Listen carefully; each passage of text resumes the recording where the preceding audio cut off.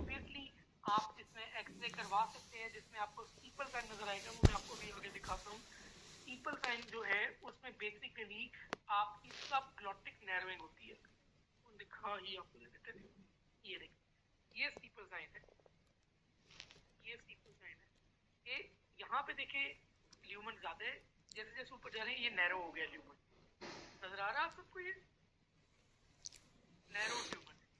ये जैसे चर्च का स्टीपल होता है, ठीक है, उस तरीके से ये है, जैसे ये ऊपर जाके नैरो हो रहा है, ये भी ऊपर जाके नैरो हो रहा है। This is steeple sign and steeple sign is visible in chest x ray neck, ठीक है, जो आप एपी लैटरल व्यू करवाते हैं, एपी व्यू करवाते हैं, सॉरी, जो आप एपी व्यू करवाते हैं उसमें आपको ये विजिबल हो, ठीक है। जबकि एपिग्लोटाइटिस में जो आप साइन देख रहे होते हैं दैट इज थंब साइन, जब आप साइड से देखते हैं, एक्सरे नेक करवाते हैं लेटरली, ठीक है, तो आपको ये थंब साइन नजर आता है। ये भी आगे जाकर डिस्कस करेंगे। ये इधर आपको इसलिए मैं दिखाऊंगा जब ये बताओ, ठीक है। तो बेसिकली आपके पास अगर एक बच्चा इन सिम्टम्स के साथ आता है, ठीक है, कि wakes up at night with cough, बातें कफ होगी, ठीक है, सेंस भाग जाती है, ब्रासी कफ होगी, ठीक है, पहले वो बिल्कुल ठीक था, माइल्ड उसकी मुस्कुराइवा था, पेरेंट्स में अपर रेस्पिरेटरी ट्रैक्ट इन्फेक्शन की हिस्ट्री नहीं है, उसको खुद थी, ठीक है, और अब जो है वो एकदम रात को डर के उठा उस कफ की वजह से, देन दिस इज प्रूफ, ठीक है। इन्वेस्टिगेशन आप नॉर्मली नहीं करवाते, क्लिनिकल डायग्नोसिस होता है, लेकिन अगर आप करवानी हो तो आप एक्सरे करवाएंगे नेक का, ठीक है, जो कि एपी व्यू होगा, ठीक है, जिसमें आपको जो है वो स्टीपल साइन नजर आएगा, जो कि मैंने आपको अभी दिखाया है, ठीक है। लेकिन रेडियोग्राफी की तरफ आप हमेशा तब जाते हैं जब आपने इनिशियली स्टेबलाइज कर लिया हो। मैं अभी बताता हूँ आपको, डॉक्टर मैं आऊंगा व्यक्तिगत करके, ठीक है, ये भी सारे डिटेल में डिस्कस होगी। तो बेसिकली इसके ट्रीटमेट की जब बात करते हैं तो सूप में हम सबको पता है कि इसमें आपका एपिनेफ्रिन का रोल है, रेसिमिक एपिनेफ्रिन की नेबुलाइजेशन का, लेकिन आपको ये पता होना चाहिए कि सबसे पहले एयरवे स्टेबलाइजेशन है,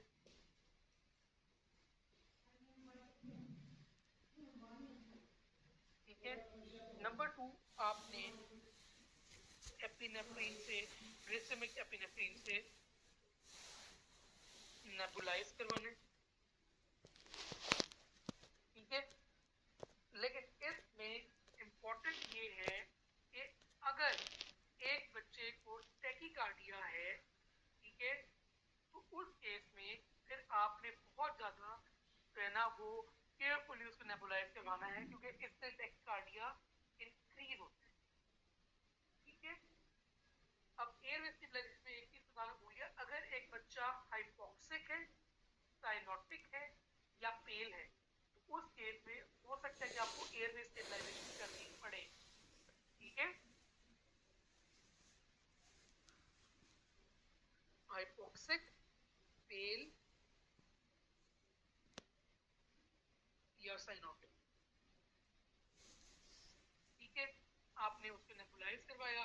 इसके अलावा जो इम्पोर्टेंट तरीन चीज है ना, ठीक है, इसमें आप देते हैं डेक्सा, ओरल डेक्सा देते हैं, ठीक है।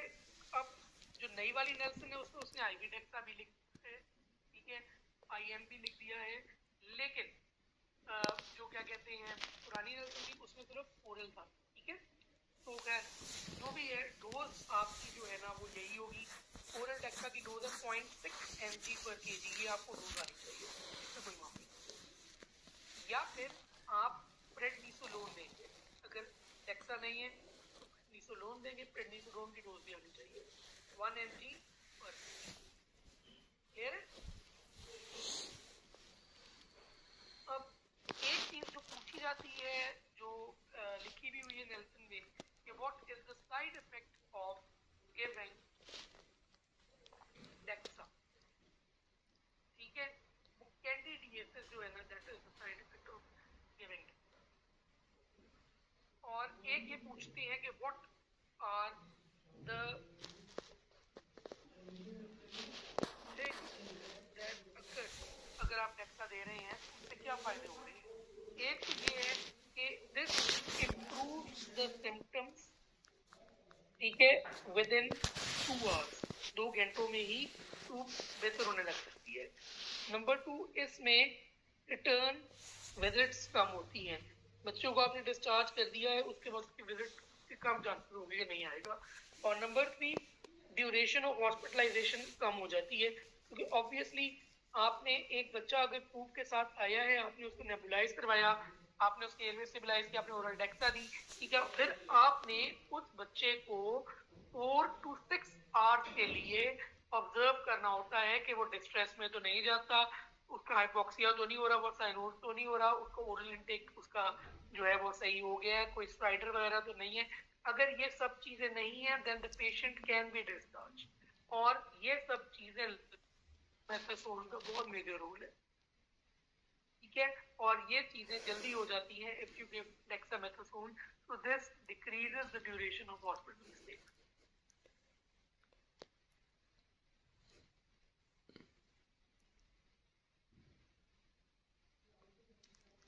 क्लियर?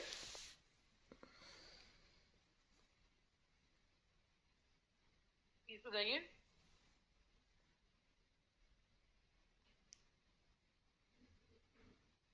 अच्छा, रेसिमिक एपिनेफ्रिन की डोज पूछी हुई है। रेसिमिक एपिनेफ्रिन जो है ना, ठीक है, उसकी जो डोज है वो है 5 ml आपने देनी होती है 1:1000 डाइल्यूशन में। इसकी डोज जो है ना, मैं आप जो है ना वो मैं ग्रुप पे भी भेज देता हूँ, ठीक है, जो मैंने कैलकुलेट करके लिखी हुई है, मुझे बस याद करवाइएगा वंस द सेशन एंड, मैं आपको वहां पे शेयर करूँ। ये क्लियर हो गई है?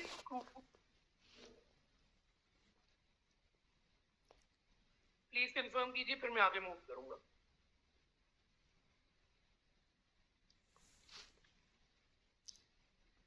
इसके साथ ही मैं बाकी चीजें बिल्डअप करूंगा, ठीक है।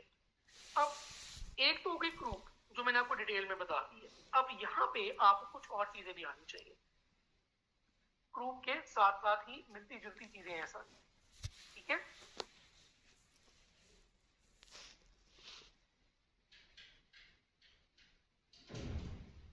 एक तो है आपको पता होना चाहिए स्पास्मोडिक ग्रुप।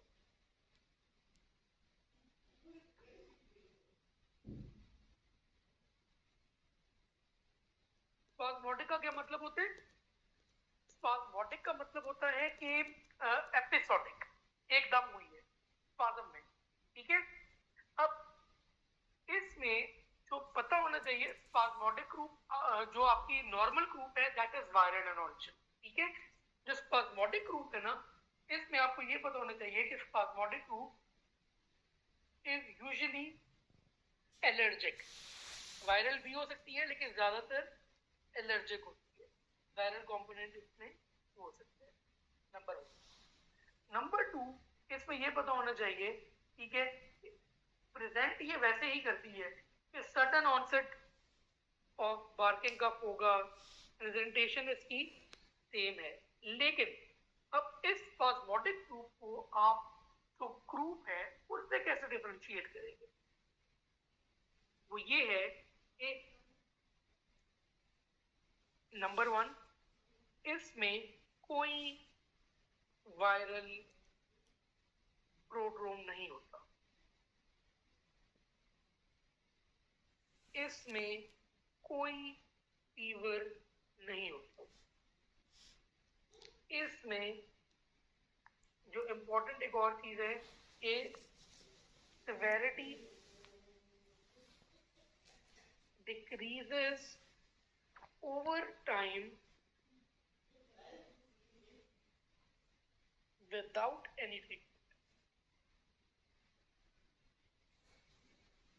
क्लियर हो गई ये बात डॉक्टर साहब आपको? Doctor Hera, sorry. यस। ठीक है। अब बेसिकली अगर एक बच्चा आपके पास आता है, ठीक है, अब मैं आपसे कुछ पूछूंगा एमसीक्यूज, ठीक है।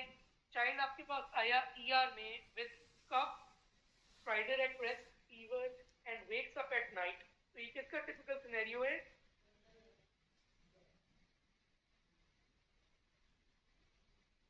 ये स्पास्मोडिक ग्रुप का है। ना ना ना, फीवर है, मैंने फीवर बोला है। फीवर हो रहा है। फीवर अगर है तो फिर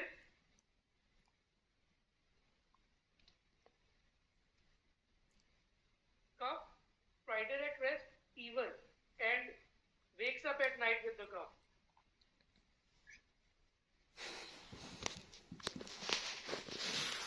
बताइए,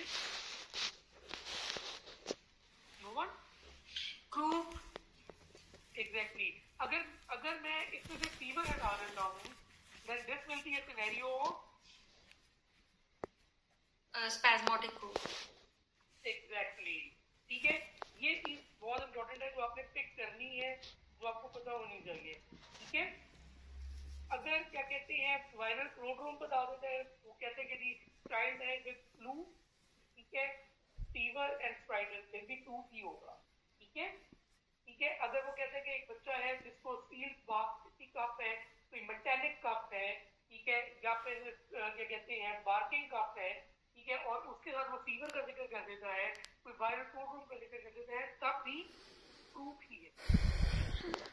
अगर उसे स्पासमोडिक की तरफ आपको लेके जाना होगा तो वो ये मेंशन करेगा कि पहले उसको स्ट्राइडल थी, ठीक है, बाद में विदाउट एनी ट्रीटमेंट ठीक हो। ठीक है, पहले उसको स्ट्राइडल थी, उसको कोई फीवर नहीं था, कोई प्रोड्रोम नहीं था, सिर्फ कफ था, ठीक है, कफ सुबह खुद ही ठीक हो विदाउट एनी। क्लियर हो गई है स्पासमोडिक क्रूप और क्रूप का फर्क? ये बहुत इंपॉर्टेंट है, पूछा जाता है।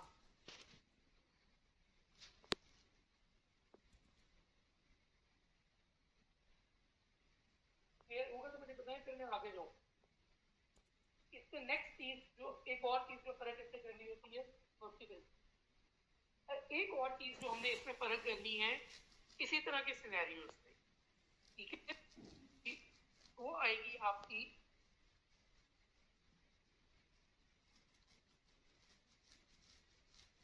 बैक्टीरियल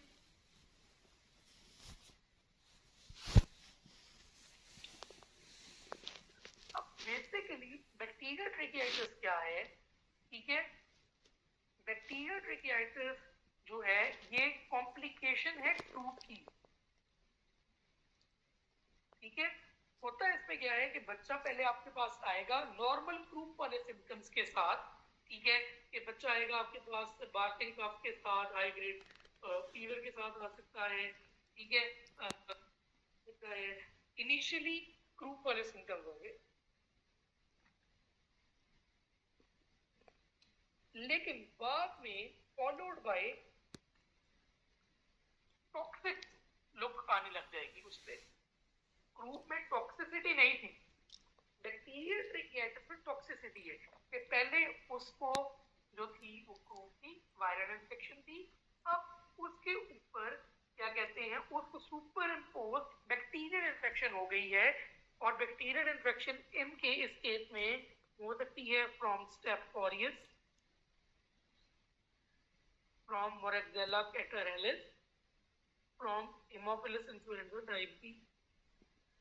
ठीक है, तो इसके बाद उसको हाई ग्रेड फीवर शुरू हो जाता है। ठीक है, टॉक्सिक लुक हो जाती है, रेस्पिरेटरी डिस्ट्रेस शुरू हो जाता है।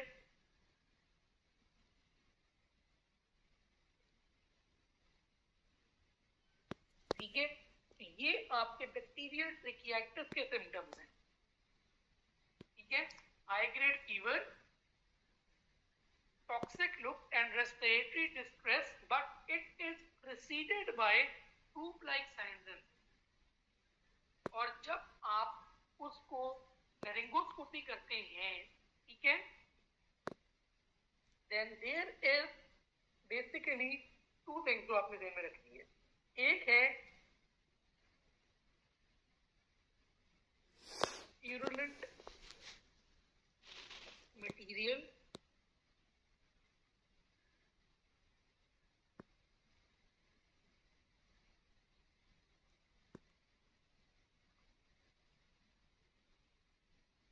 purulent material, ठीक है, that is basically below the vocal cords। ठीक है, और नंबर टू इसमें जब आप देखते हैं ना कि जो म्यूकोजल स्वेलिंग होती है इट इज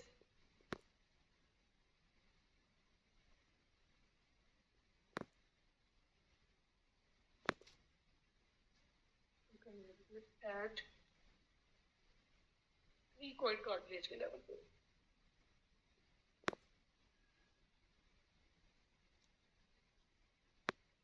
ये मैंने एंड पे इसलिए रखा था बैक्टीरियल ट्रिकियाइटिस क्योंकि इसको आपने डिफरेंशिएट करना होता है फ्रॉम एपिग्लोटाइटिस। वो मैं अभी आगे जाकर बताऊंगा कि अगर आपके पास एक बच्चा आता है टूथ लाइक सिम्टम्स के साथ और उसके बाद उसको एकदम माइग्रेट हो गई, रेस्पिरेटरी डिस्ट्रेस हो गया, आपने उसको एग्जामिनेशन की तो प्यूरिनरी मटेरियल मिला, बिलो द वोकल कॉर्ड और म्यूकोजिक स्वेलिंग मिली है द क्रीकोइड कार्टिलेज, ठीक है, तो आपने सोच लेना है कि this is the case of, यानी कि उसको पहले वायरल इन्फेक्शन हुई थी और अब उसको उसने जो है ना बैक्टीरियल इन्फेक्शन उस पर सुपर इम्पोज हो गई है, ठीक है।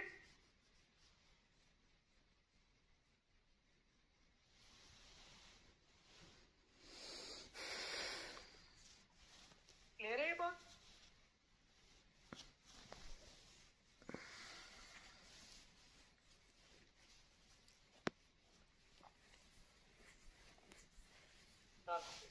अब इसमें ऑब्वियसली जब आप, अगर मैं इन्वेस्टिगेशंस की बात करूं, मैं बैक्टीरियल ट्रिकियाइटिस की ही बात कर रहा हूं अभी, ठीक है, अगर मैं बैक्टीरियल ट्रिकियाइटिस की इन्वेस्टिगेशंस की बात करूं तो मैंने आपको बताया है कि लेरिंगोस्कोपी में तो आपको क्या मिलेगा, हाँ, एक्सरे में आपको इसमें सब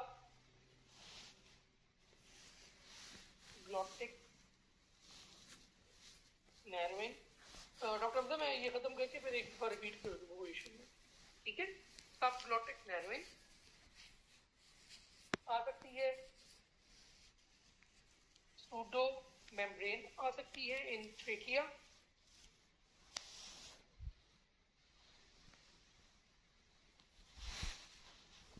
और ट्रीटमेंट में obviously this is a bacterial illness, ठीक है, तो ट्रीटमेंट इसका क्या होगा ऑब्वियसली बताएं, अब आप खुद आपको पता है कि सबसे पहले तो आपने इसमें एयर में मेंटेन करनी है,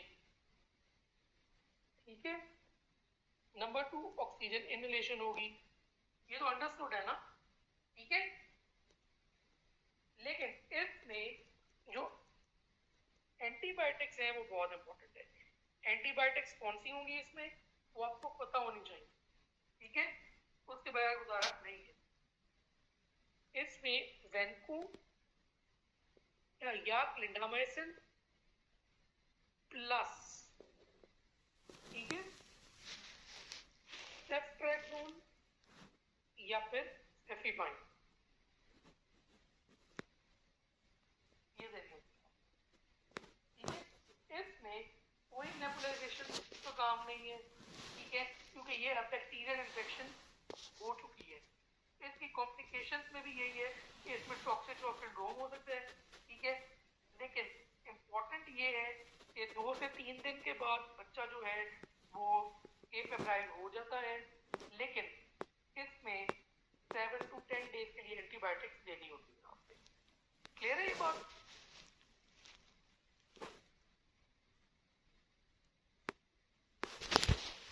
क्लियर हुई है कि नहीं हुई, प्लीज मुझे बताइए।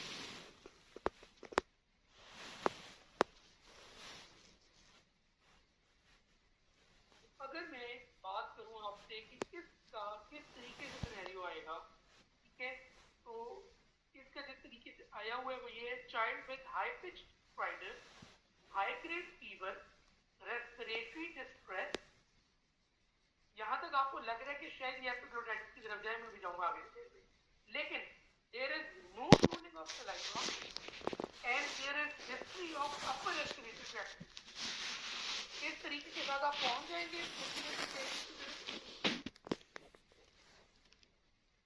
कोई कंफ्यूजन नहीं।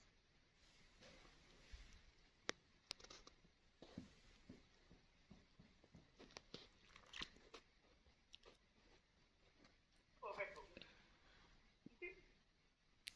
नेक्स्ट टॉपिक जो हमने करना है दैट इज एपिग्लोटाइटिस। एपिग्लोटाइटिस करवाने के बाद मैं आपको ये सारी चीजें एक बार फिर रिव्यू करवाऊंगा और उसके बाद हम 5-7 मिनट देख लीजिए और इन पे लेरिंगोमेलेशिया और एस्पिरेशन करेंगे, ठीक है।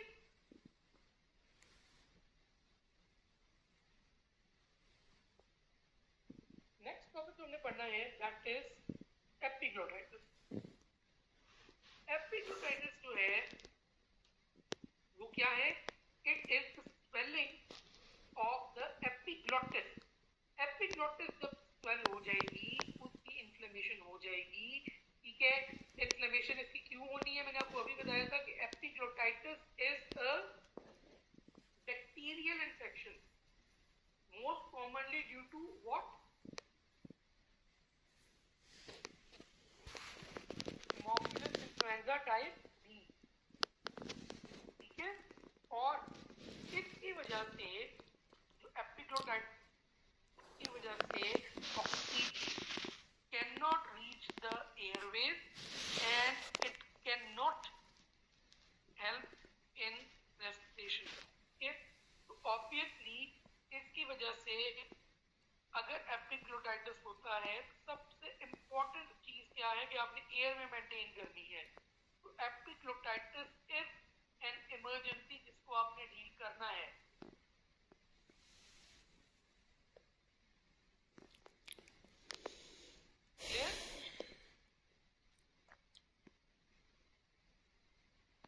इसमें जो इम्पोर्टेंट 3 चीज है, मैंने जो इसको आज तक हमेशा जो है ना वो एक निमोनिक से याद रखा है। एपिग्लोटाइटिस में टी बहुत ज्यादा प्रोमिनेंट है, ऐसे ही है।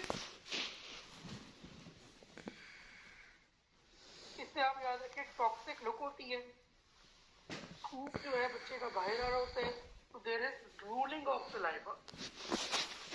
समझ लग रही है? नंबर 3 ट्राइपॉड साइन होता है कि बच्चा जो है वो ट्राइपॉड पोजीशन में बैठा होता है। ट्राइपॉड पोजीशन में आपको दिखा देता हूँ क्या होती है, एक मिनट।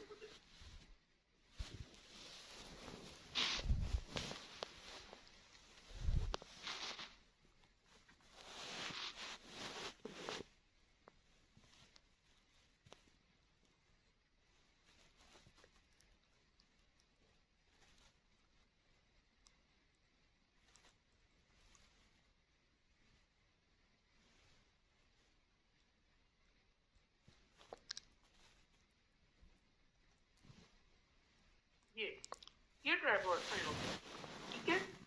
कि बच्चा जो है वो बेसिकली ये वैसे ये टिपिकल ट्राइपॉड साइन नहीं है। तो टिपिकल ट्राइपॉड साइन होता है sitting upright, leaning forward with chin up, mouth open while bracing on the arms, ठीक है।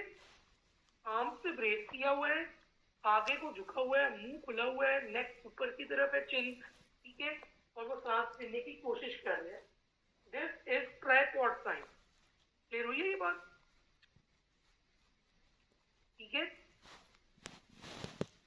तो toxic look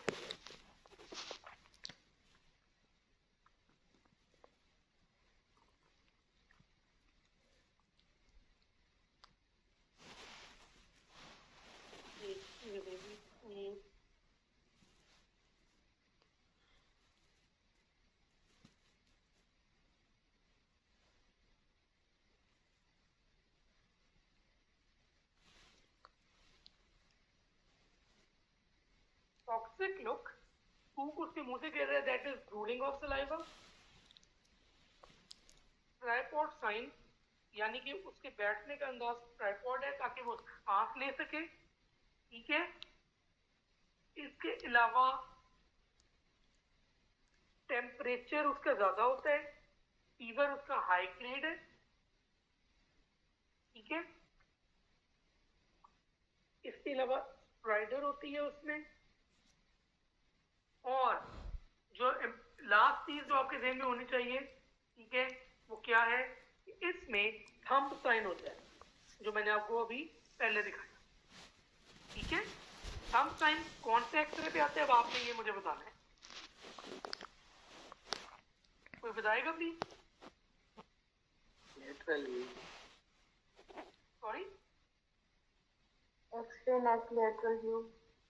exactly, lateral view. ये बहुत इंपॉर्टेंट, ठीक है।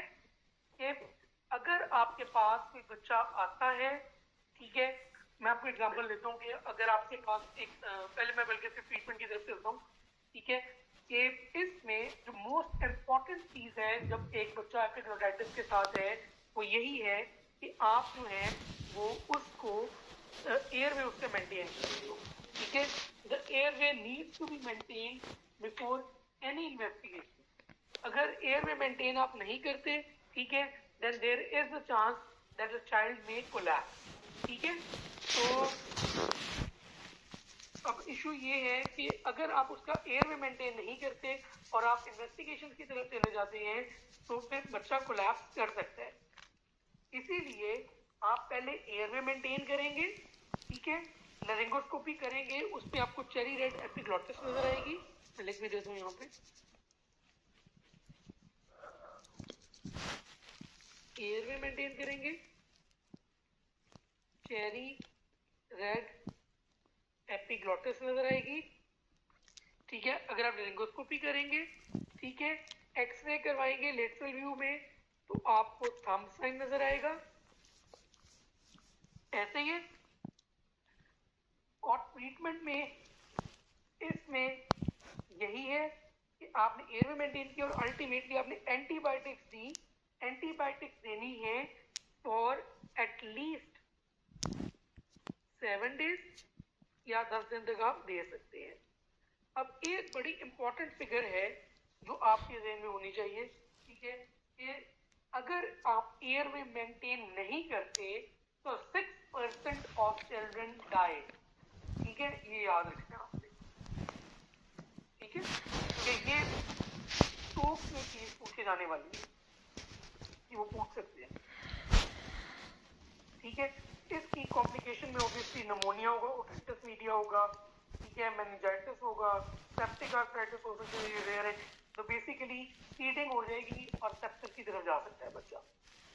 अब मैं आपको कुछ सिनेरियोज दूंगा, आपने मुझे बताना है कि ये सिनेरियो किस चीज का है। ठीक है, एक बच्चा आता है आपके पास with barking cough, drooling of saliva, respiratory distress and in tripod position. क्या चीज है ये? एपिग्लोटिस। अब एक बच्चा आपके पास आता है with high pitch stridor, high grade fever, respiratory distress, no drooling of saliva, but there is history of upper respiratory tract infection. Group. फिर सोचिए, child with high pitched stridor, high grade fever, respiratory distress, no drooling of saliva, but with history of upper respiratory tract infection. Exactly. ठीक है, अब ऐसे ही आपके पास एक बच्चा आता है, ठीक है, with fever, respiratory distress, spider, toxic looking in with drooling saliva. क्या चीज है ये? अब एपिग्लोटाइटिस अगर आप आइडेंटिफाई कर लेते हैं तो what is the first step of management? Airway maintenance. Exactly. ठीक है, तो अगर वो कहते हैं कि आपको एपिग्लोटाइटिस सस्पेक्ट कर रहे हैं, आपने बच्चे का थ्रोट एग्जामिन करना है, तो आपको ये पता होना चाहिए कि that you must examine the throat of the patient in OT. अगर आपको मजबूरी है कि आपने एग्जामिन करना ही करना है। क्लियर हो गई ये ग्रुप एपिग्लोटाइटिस, स्पाज़मोटिक ग्रुप, बैक्टीरियल ट्रैकियाइटिस? कोई कंफ्यूजन इनमें? हाई यील्ड और इंपॉर्टेंट टॉपिक। एक चीज मैं बतानी आप लोगों को भूल गया हूँ प्रूफ में, ठीक है, तो वो फिर लिख लीजिए। अगर सिवियर प्रूफ हो ना तो हीलियम और ऑक्सीजन का मिक्सचर एक सोल्यूशन होता है जिसको हम कहते हैं हीलियोक्स।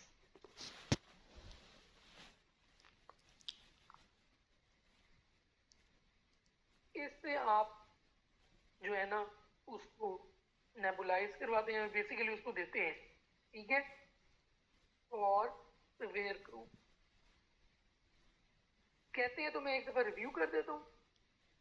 एयरवे मेंटेनेंस का मतलब है कि आपने उसको क्या कहते हैं, कोई ना कोई मतलब कि ट्यूब कर दें, ठीक है, या फिर उसको थायरॉइडोटॉमी कर दें, कुछ ना कुछ आपको करना पड़ेगा एयरवे मेंटेन करने के लिए। अगर एपिग्लोटाइटिस है, बेस्ट तो है कि ट्यूब ही कर दें।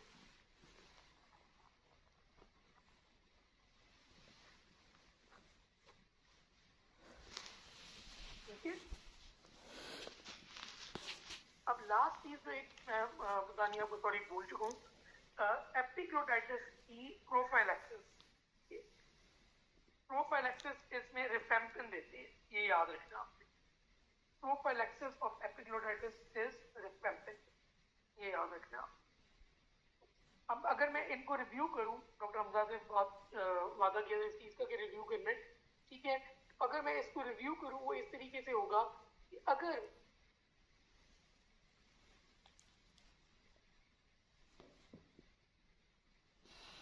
आपके पास क्या कहते हैं जो ग्रुप है, ठीक है, दैट इज बेसिकली वायरल, ठीक है, और ये ज्यादातर मोस्ट कॉमनली होती है फ्रॉम पैराइन्फ्लुएंजा वायरस, ठीक है। बाकी ये क्या कहते हैं हो सकती है from influenza A, influenza B and measles and RSV की वजह से भी, ठीक है। लेट फॉल और विंटर में ज्यादा कॉमन है with predisposing factors of asthma, allergies and GERD।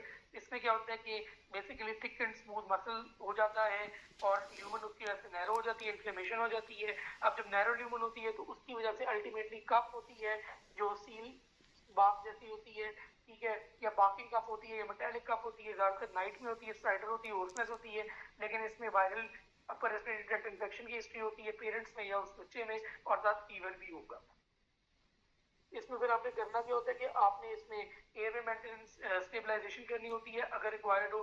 साथ अपने जो है ना एपिनेफ्रिन से, जैसे में कि एपिनेफ्रिन से नेबुलाइज कराना, तो ओरल डेक्सा देनी होती है, ठीक है। और ओरल डेक्सा की क्यों देनी होती है? ताकि आपके सिम्टम्स जो है वो इम्प्रूव कर जाए with in the first 2 hours, return visits ना हो और हॉस्पिटलाइजेशन का स्टे का, ठीक है। अब स्पाज्मोटिक रूप से आपके ग्रुप को कैसे फर्क करना है कि ये बेसिकली स्पाज्मोटिक ज्यादातर एलर्जिक होती है, ठीक है, लेकिन इसमें कोई वायरल प्रोड्रोम नहीं होता, कोई फीवर नहीं होता, और सिवियरिटी जो है ना वो डिक्रीज होती है over time without any treatment, ठीक है। और जो बैक्टीरियल ट्रिकियाइटिस है उसमें आपने याद रखना है कि इसमें बेसिकली क्रूप के साइंस एंड सिम्टम्स होते हैं, जिसके बाद फिर टॉक्सिक लुकिंग बच्चा हो सकता है, लेकिन उसमें भी ड्रूलिंग ऑफ सलाइवा नहीं है।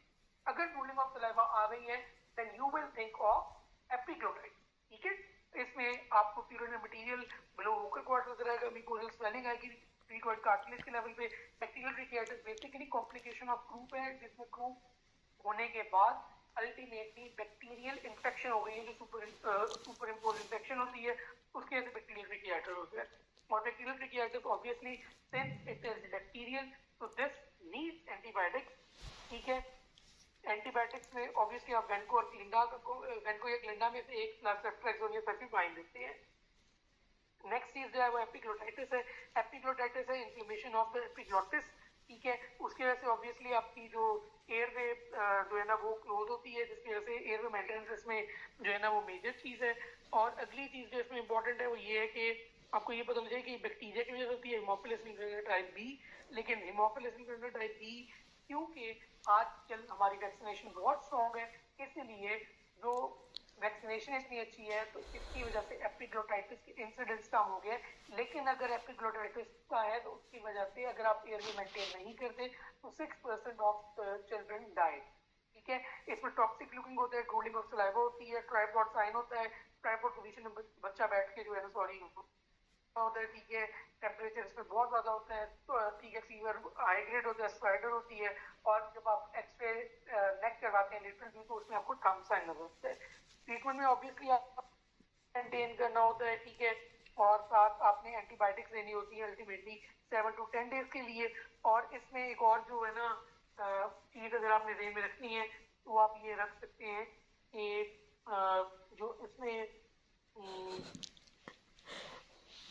हाँ नहीं इसमें नहीं, और इसमें जो प्रिवेंशन है, ठीक है, वो रिफेम्पिन की डोज किसी ने पूछी थी।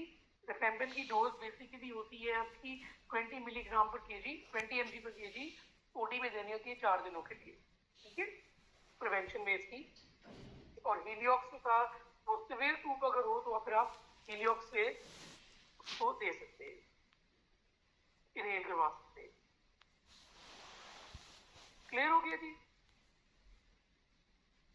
ये वाले सारे टॉपिक सबको क्लियर है? कोई कंफ्यूजन, कोई मसले मसाइल इसमें?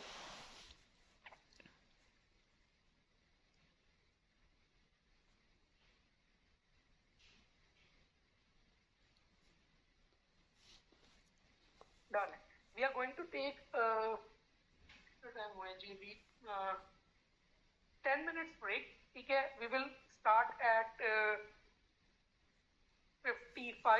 4:55, ठीक है, और फिर हम लेरिंगोमेलेशिया करेंगे और एस्पिरेशन करेंगे, then we will be done with today's topics इंशाल्लाह। 10 मिनट की ब्रेक दीजिए।